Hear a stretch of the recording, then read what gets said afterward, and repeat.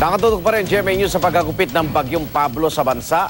Nag-ikot sa Compostela Valley ang ating kapusong si Salima Refran at pag-uulat mula sa Agusan del Sur. Ang pinakasariwang balita mula sa Cebu, ihatid naman ni Alan Domingo ng GMA Cebu. At siyempre, ihatid naman ng ating resident meteorologist na si Ginong Nathaniel Cruz ang pinakuling balita kaugnay ng Bagyong Pablo. Nagsilika sa maraming residente sa bayan ng Montevista sa Compostela Valley matapos po makaranas muli ng malakas na pag-ulan sa Magdamag.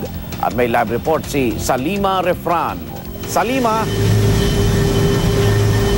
Igan, maraming residente nga inabutan namin nagsisilikas mula sa Compostela Valley. Kagabi, kasabay kasi ng pagbuhos ng ulan, pumalat ang iba't ibang balita dahilan para mangamba ang mga residente.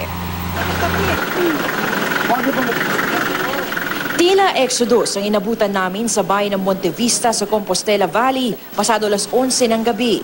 Truck-truck ng mga residente ang lumilikas.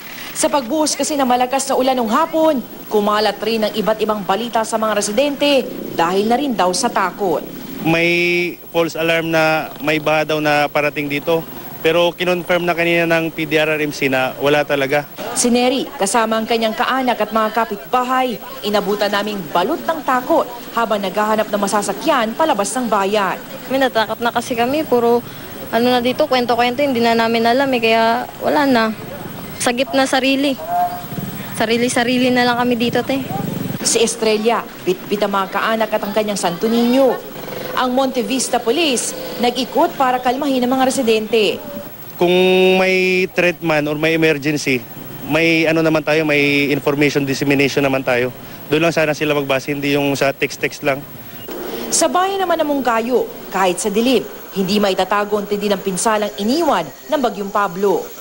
Ang mga residenteng nawalan ng tirahan sa ilalim ng pinagtagping mga yero at tolda na nunuluyan sa tabi ng highway. Si Ruben at iba pang lalaki ng barangay, magdamag na nagbabantay. Ang iba nilang kabarangay, sa maliit na kapilang ito sumisilo. Bahagyaman itong nasira ng bagyo, pakiramdam ng mga residente, ligtas sila dito.